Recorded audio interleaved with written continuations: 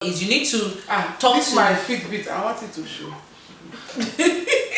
So what Fitbit? That's not even a Fitbit. About please don't edit it or let it sound. Okay.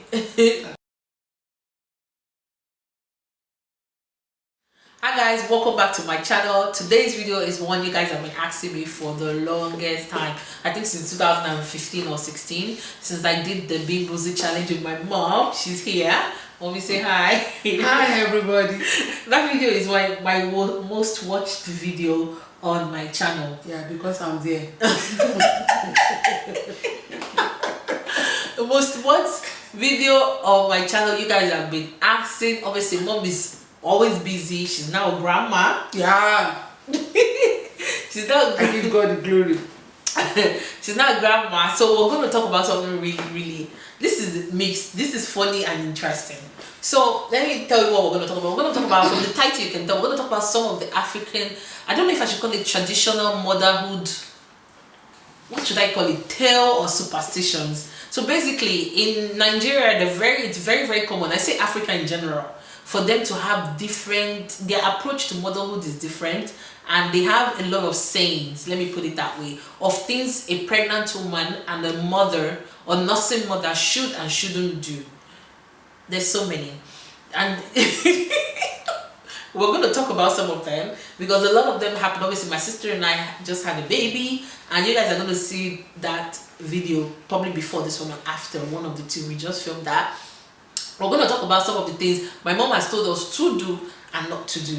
I'm going to see if she has scientific explanations to back them up, or if she even have any explanations to back some of these things up.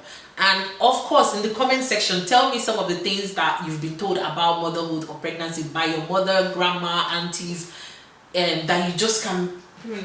Neighbors, yeah, and you just can't even wrap your head around how this thing makes sense. Now, Mommy, the first, I'm going to ask you some of these things. Are you going to tell us the explanation, or who even told you, or what's the origin of some of these things? One of the first things my mom told me and my sister, this one, she told me this all through my pregnancy, because during my pregnancy I was craving cold things. My mom said, don't drink cold things. Stop drinking. Stop drinking cold things. Mom, why? Yeah, I grew up and I saw it that that's how you met it. That is how I met it. My mom told me to don't drink cold water. My grandmother told me don't drink cold water. A pregnant woman should not drink cold water. Should not drink cold water. But why? What's the effect of that? They will say that sometimes, like what they will always tell me, they will say, don't drink it, because when you drink it, when you have your baby, the baby's skin will be shrink. It will be shrink. That is what I grew up. I drank cold water all through my pregnancy, and my mom did not like it at all. Yeah. And my baby's skin didn't shrink at all. My baby's skin didn't shrink. Now, the baby has beautiful skin. River has beautiful skin, yeah. Yes. I think the next one is going to be, this one is one of the most popular ones. Bella, would you agree? The thread on the head. Yeah. When the child has hiccups. Now, oh my God, there's two hiccups story. We're going to talk about the two. The first one is the thread on the head when the child has hiccups. Now, when they put that thread on the child's head, first of all, where did that even come from? And what does that thread, what is this supposed to do? I want to know. Well, like what I had, and what I see people doing. When you have a baby and the baby has a hiccup, they will look for white thread. It must be white. White, yeah, it's white thread. From any white thread. From some people take it from the baby's shawl or what the baby is wearing. I put it in the head. The baby is wearing pink. So I grew up. My mother did it also for you people. You did it. Yeah. So I put it in your head. They will say the moment you put it, the hiccup will stop. Is it supposed to catch the hiccup or what? I don't know. But you did it for my daughter and it didn't work. That's the thing that annoyed me the most. That day I was so angry. And it didn't work. I used gripe water and it worked. That white cloth, that white thread, sorry, where they get it for too, I don't know, but it's just something that was passed down. People are doing it. That white thread one really pissed me off because my mom actually did it with so much thread here that put it on the head, said it didn't work, and I was like, I got so angry that I was like, is it supposed to catch the hiccups on the child's head, like tie the hiccups together from not happening? And that time River was only a few days old, so I couldn't give her gripe water because she wasn't up to 2 weeks. But gripe water works. Yeah.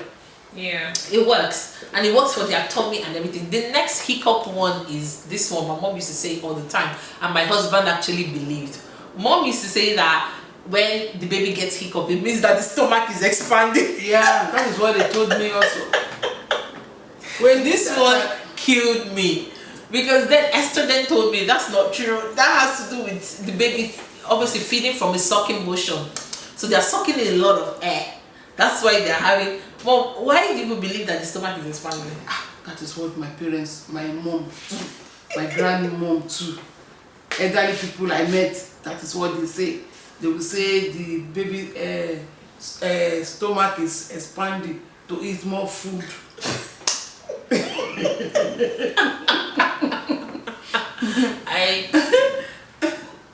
So it passed from generation to generation. So basically, anything that's been passed down from generation to generation is just continuing. I'm trying to kill some of these things in my own generation because I just don't see the need for them. If they're selling this now, don't get me wrong, I'm into culture and tradition. You see, let me say something again. Let me say something. I can remember in those days, some mothers can bear me witness when they watch this video. In those days, sometimes, some people do it then. When you have a baby, I can remember when my uncle had a baby then, the child, they didn't give that child food to eat until 7 days. What? Before they start giving the baby milk to drink. Why? It's just fasting. It's just water alone. Yeah. Is the child too fat? Because that child will lose weight. No. It's just only water in the bottle. Water. 7 months. 7 days. Then they will change, start giving him or her formula. But even some people do it for 14 days. Are you sure there was money for milk? Where? You know it takes a few days for the mother's milk to come in. Yeah. So it was like that. All those kind of things happened then during. I don't know about that one. I don't know about it. So you don't know, but I'm telling you now. Baby River is So here. that is why, and that time during that our generation, during our time we are having baby. When you have baby, give baby water to drink. No, that's changed. So okay, I think my sister and I talked water. about this. My mom was wondering why I wasn't giving my baby water, why I wasn't giving my baby water, because there was no need to give my baby water, because when the baby is born, the baby needs the calories, and breast milk has a lot of water in it, so there was no point in giving the baby additional water. Of course, the midwife said that as well. Yes. So there's no point in giving the baby additional water. That was something I was trying to explain to my mom, but my mom couldn't wrap her head around why I couldn't give the baby water. Yeah. But later I realized that it's not needed. Yeah, it's not needed. Especially when the midwife came. Yes. And I asked that question. And she said, no, it's not necessary. Feeding solids, she's getting water. I'm giving her Yes, water because when they start on solids, you have to give them water. She's drinking water a lot now. Which is, because I'm very happy for that. And during our time too, when we were pregnant, not everything we go and search for in the internet.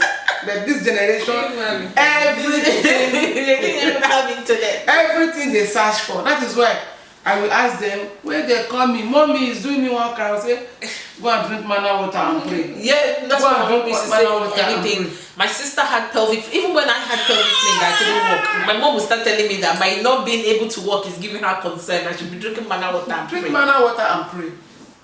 Manna water. Anything that happens, my mom tells you to drink manna water and pray. Because it normally work for me.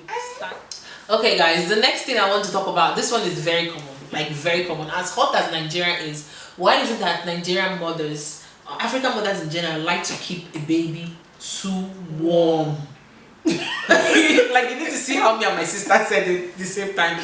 Too warm. So basically, I need to know, because Nigeria is hot. Let me use Nigeria as an example. Africa, not to talk of other African countries that are way hotter than Nigeria, like Ghana, Kenya, a bunch of places that are hot. Like normally, scientifically, your baby should not be in the room temperature more than 16 to 20 degrees. I will put my baby in. Some people even tell you 16 to 19 degrees. I put my baby 21 degrees mostly. And my mom would always complain, this place is too cold, this place is too cold, oh, this one, she would just say like the baby is cold in Yoruba, blah, blah, blah, blah, blah, and all those things. Why are you people obsessed with keeping the baby warm? Now, this baby, she wants baby to wear gloves, she wants baby to wear hat, she wants baby to be swaddled, blanket, like why? Why? Where we are coming from, which is Africa, Nigeria as a whole. Yeah. The weather there is hot. Yeah. And we are used to it. Yeah. Even like we are now, sometimes if you travel to Africa, people will tell you that the weather is very cold, that they are cold. I wonder, I'll be looking at it that this weather, is it cold? Is it cold? So because we are no more there. We are here, and our body have adjusted to this climate. Here. So that is why that. But me too. Now when I go to Africa, I see people covering their children, wrapping them. I wonder, this child will be hot. But when I was there, then I don't see it that way. So it's just so basically, it's just wow, Reverend. It's just something you guys are used to doing. Yeah. Or you've just been told wrap the child. Yeah, we wrap the child. Always wrap the child. We wrap the child. Okay. So that the child will not catch. How would you describe me in labor to Biola? Oh, well, you are so calm.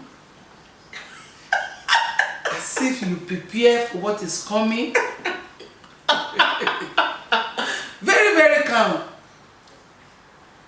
You know. Bella is waiting for her own. I will say it. You know how to, to bear it.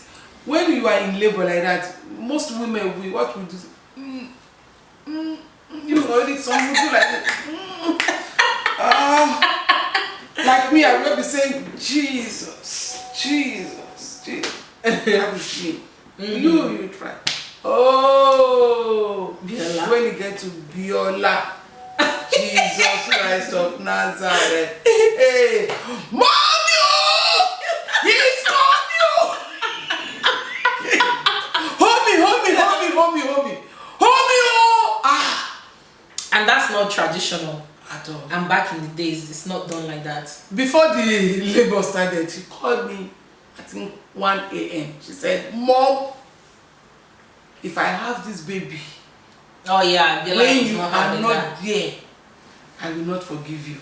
As if I meant it. As if I'm the doctor. Yeah, you had to rush down. I have to drive about 3.5 hours from what? From where I am to the hospital. When I got there, when she will start like this, Mommy!